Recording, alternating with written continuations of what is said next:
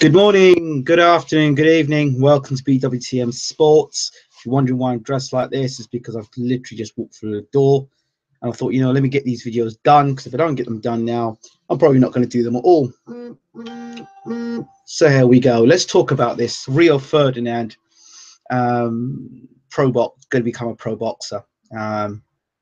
Again, as always, don't forget to rate, subscribe, and leave your comments. Really appreciate you. So Rio Ferdinand decides to want to turn pro.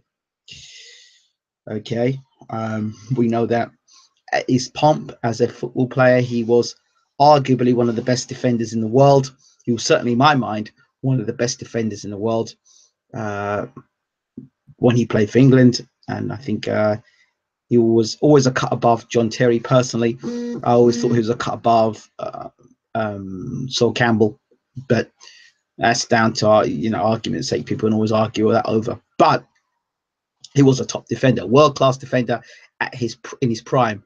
38 years old, decides to turn pro. Okay, and the press conference says it's from defender to contender. Well, all that sounds really catchy and really nice. And if it were any other sport, he was turning from football to hockey, football to basketball, football to cricket, football to rugby even. Yeah, I would have been less concerned. I also take into consideration that Rio Ferdinand lost his wife. That was his soulmate. That was his partner. That was his guide. That was his inspiration. That was the person he turned to. They could trust more than most. I'm sure he knew his professional career. And after that, he knew that that was the person to talk to. Clearly, being a pundit on either Match of the Day or wherever he is isn't good enough. Being around other celebrities isn't enough. Being a celebrity for previous achievements isn't enough. And being around boxers, David Haye, Anthony Joshua, interviewing Floyd Mayweather, has definitely had an influence on his mindset. And surely, when you've seen your mates doing what they're doing, you feel that you're missing out on something. The big nights with Joshua or Floyd Mayweather, when you've got access to these type of successful stars, obviously that rubs off on you, and you feel that you want to be a part of that mix. You're missing out on something. And even more so that he's got a void in his life now, the fact that he's missed his wife has passed away. Rest in peace, Mrs. Ferdinand. Now, it's a difficult one, because I don't know what I would do given his situation. So I can't judge another man's circumstance based on his decision to turn pro. I can't judge that, and it's not right for me to judge that. Even more so after the voids that's been left behind, because I explained earlier, because of his wife. I suspect that if his wife were alive today, we wouldn't be watching this. We wouldn't be seeing Rio Ferdinand making a goal of being a pro. If that was the case, then why didn't he do it earlier when he retired? Why is he now waiting till now to do it? So it points to the fact that the void, his wife not being a part of his life, I'm not sure she would advise him to turn pro. She may have told him, follow your dreams, son, or follow your dreams. But this is different. She does not want her husband to get hurt. So she being his soulmate, that would have had a significant effect on Rio. And I think that would have significantly changed the course of the direction that Rio Ferdinand's in today. That's from an emotional standpoint, and that's how I'm viewing it from that point of view. Now, I could be wrong about that, yeah, but that's how I'm seeing it at the moment, in my personal opinion, in terms of reaction. Now, so okay, he decides to turn pro. It's different from playing. You don't play boxing. Now, Rio Ferdinand is going to find out real quickly that this boxing, when you look at Floyd Mayweather, when you look at Anthony Joshua, these are guys that have been doing their trade for many years, and they're at the top of their trade now. All right. or Floyd's retired obviously now, but he's been the top of the trade. So he spent his whole life dedicated to one sport. For Rio Ferdinand to think he's just going to come in after dedicating himself to one sport, to come in at the age of 38, and he does look, if you look at Rio Ferdinand personally, he doesn't look a refreshed 38. He looks like a 38 that's had a lot of miles on the clock. You know, I don't know how Rio Ferdinand's lived his life outside of the ring, outside of football, whether he's one that partied hard, whether he was a man that was at his house all the time, whether he was one that indulged in extracurricular activities, smoking weed. I don't know that much about Rio Ferdinand, to be honest, but those things would not bode well if he was not living the life outside of football, outside his footballing career. I mean, he always looks like a guy who's in good shape. So he looks like a guy who's in, you know, you don't see a Rio Ferdinand walk around fat. So that's a positive sign, but that doesn't tell me anything more about his mental or physical state. Boxing is going to test him to the absolute limit. Personally, I would not want to have anything to do with this situation if I were being involved with Rio Ferdinand. I'll explain this. Now, the crossover with Conor McGregor, well, that's a guy from MMA or UFC coming into boxing. He can look after himself. He takes blows, kicks and punches for a hobby. Okay, fine. I accept that. You know, even this, they talk about this woman that I think she was very good at one sport in the Olympics, and now she's gone on to do horse riding. That's fine. This is professional boxing. This is professional boxing. Some people will point to Curtis Woodhouse. Well, okay, that's a success story. But and if they're talking about a title, I don't know what title they're talking about. Are they talking about an area title, Southern area title? If Ferdinand's going to go for a Southern area title, then okay, fine, maybe he might be able to do it. But all the guys, and even in the Southern area, don't know how to throw punches correctly. And there's some tasty fighters around. I mean, even you're looking at guys like Wally Camacho, Isaac Chamberlain, and of course, with a name like Rio Ferdinand. Remember, Ferdinand is a nobody in boxing. He's a somebody in football, but he's a nobody in boxing. But there'll be people out there who'll be dying to take that name, Ferdinand. You know, like, oh, I fought Rio Ferdinand. That boosts there. Anyone who fights Ferdinand is going to get some recognition, not because of his boxing ability, but because of his name as a footballer. Okay, Flintoff made his name off being a cricketer, not a boxer. And you saw what happened when Flintoff, even with a guy who was a journeyman, dropped. I think he hurt and he dropped Flintoff. So I don't want to see Rio Ferdinand getting hurt. I don't want to see Rio Ferdinand getting knocked out. But this situation right here, if he's not guided correctly, could end up very bad for Rio. And that's my concern. You know, somebody's seen an opportunity to make a quick buck here. I'm sorry. A quick buck off somebody, I would not be advising Rio to be getting in the ring. He may be looking at this challenge as a challenge to say, you know what have I got in my life now? I've got my, you know, in terms of, you know, moving forward in my life, maybe I've got this new challenge. I can put to the side what's happened with my wife, and I can dedicate this to a new chapter in my life. Correct, great, but why professional boxing? That I don't understand it. Now, and of all the divisions, the Rio deserves to step himself into is the cruiserweight division. We know how deadly and how dangerous the cruiserweight division is. You know, it is the Mr. Dangerous division. Not the super middleweight division, not the light heavyweight division. My man's stepping into the cruiserweight division. So he's going to have to be guided with kid gloves. And, you know, it's not about just hitting pads. Anyone can hit pads.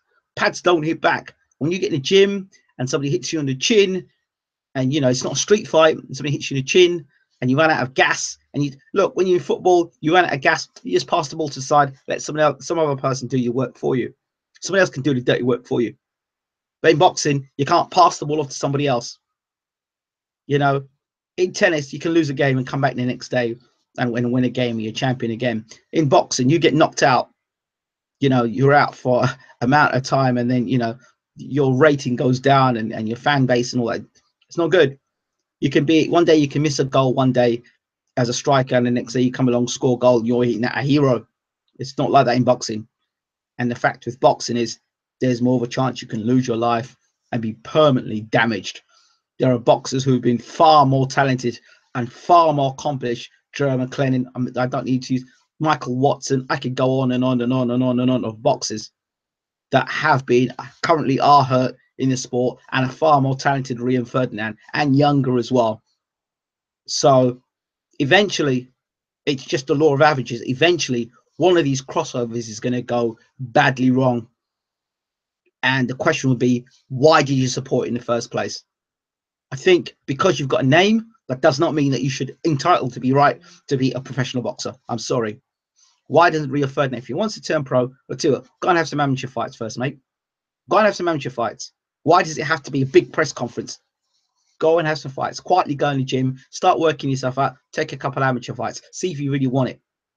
Why does it have to have all this damn press conference, all this media around it? Go and have your little fight, see what it's like, have a feel of it. And then an exhibition, have a try and see what it's like. And then, because basically people are gathering around you because you're Rio Ferdinand. You've done jack nothing in a pro game. You've done nothing in boxing. And there's so many people in boxing, so many fighters in boxing that are sweating their balls off day in, day out to box.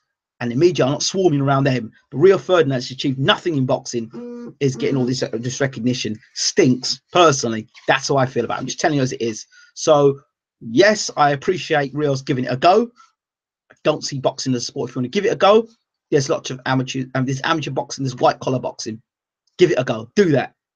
But why do you feel the need that you have to turn pro? Is it because you want some of the adulation? You want to fight in front of a big crowd? You want to fight in Man United Stadium? Is that what you want? I don't know what the motivation is. Look at Idris Elba. He went the other day. Look at Idris Elba, the actor. He went and did boxing. He did kickboxing. He did all sorts of different things, different sports. I think different contact sports. But that wasn't a whole press conference and all this la-di-da about it. He went and got on with it and did it, and that was it. So, and I've got huge respect for Idris Elba, and I've got huge respect for Rio Ferdinand for taking the chance and saying to him, you know what, I'm going to do this. But the people behind Rio, as far as I'm concerned, they're looking to make a quick buck. That's why I look at it. All those people behind him, the press conference, they're looking to make a quick buck. None of them are going to be taking punches on the chin. None of them are going to be having to do the hard slog. None of them are going to have to be questioning themselves. None of them. Not one of them. And I just see somebody to take a quick buck. And whatever Rio does or doesn't do, they're going to earn off the back of it one way or the other. So those are my thoughts on it. I don't agree with Rio Ferdinand turning pro. I really don't. But I can understand from a psychological, emotional standpoint, there's a void in his life he wants to fill, and he's trying to fill it with boxing. I don't know if that's the way you feel it, because what happens if you suck at boxing? What happens if your first fight you get chinned and you're in front of a whole load of people and you get chinned? Oh, well, you gave it a go. Oh, well, Rio gave it a go. Good old Rio. Do you really want that? The last thing that people remember of you in your career is getting knocked out. It's oh, you gave it a go, but you got chinned. Did you really want that as a memory?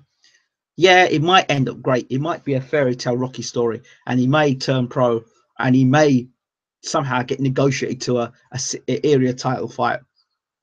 But when you talk about British title, European, and World Championship with Rio Ferdinand, absolutely forget it. I just don't see it happening.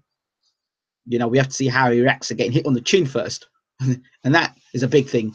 You know, and the cruiserweight division, anyone. You know, just think about area level or southern area level. You've got Wally Camacho. Just imagine Wally Camacho versus Rio Ferdinand, just for a second. Regardless of what you think of Wally Camacho, or maybe Stephen Simmons, what versus what's his name, or Lawrence Okoli versus Rio Ferdinand. These are all opportunities. These are quick money making opportunities as well. I'm telling you, one of these crossovers, boxing is not a game, and it seems that these people in these suits and ties seem to think that, yeah, we can keep doing this crossover because it works for McGregor. McGregor's an MMA fighter. He's a UFC fighter. He's trained in martial arts. There's a difference. So you could kind of take a chance with that. But these crossovers, I'm telling you, it's when one of these go wrong, that's when people are going to say, why is it happening? And further give a black eye to the sport of boxing. I don't care if he's got Richie Woodhall in his corner. I don't care. Who's Richie Woodhall trained? I don't get it. It's just a name. Who's he trained? So I'm not impressed with it. Personal opinion, I don't care much for it. I'd rather spend that time giving a genuine boxer who really is got a aspirations for British, Commonwealth, European, world honours. I'd rather give him that attention, or an up and coming boxer that attention that's worked hard than Rio Ferdinand. That's it for me.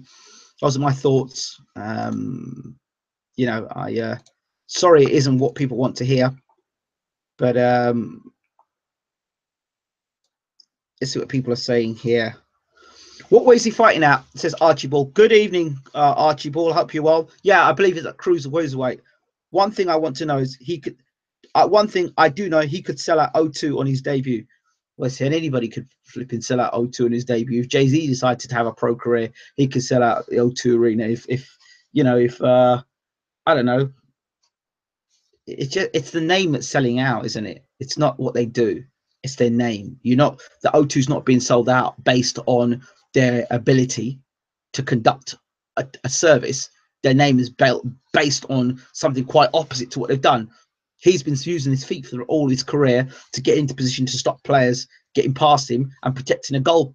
There's difference. And he's used his body, his physical strength, and his feet. Now he's going to have to use his feet to get out of the way of punches, get into range, and throw punches.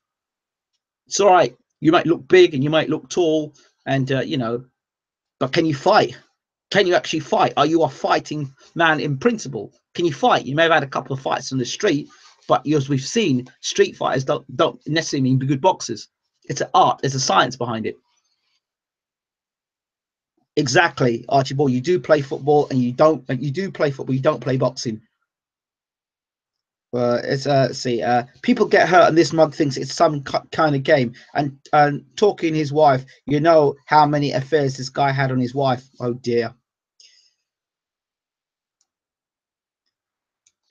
People probably said Curtis Woodhouse and Leo Kenzie were playing boxing, but they did very well, relatively speaking. Okay, relatively speaking.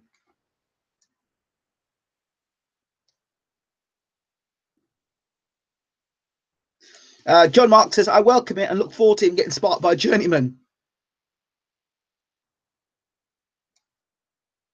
Would be surprised if AJ be whispered his ear. I doubt if Ferdinand will be facing Usyk. He's going to fight a cab driver, then that's it. Rio Ferdinand, much bigger name than Elba. In whose eyes? In your eyes, maybe. Elba is a Hollywood actor. Rio, bigger name. Amongst English football fans, maybe not worldwide, says Peter Powell. Worldwide, Rio 10 million followers. So you can pay for those followers. Elba's got a bigger name than Rio Ferdinand. Come on, man. Behave yourself.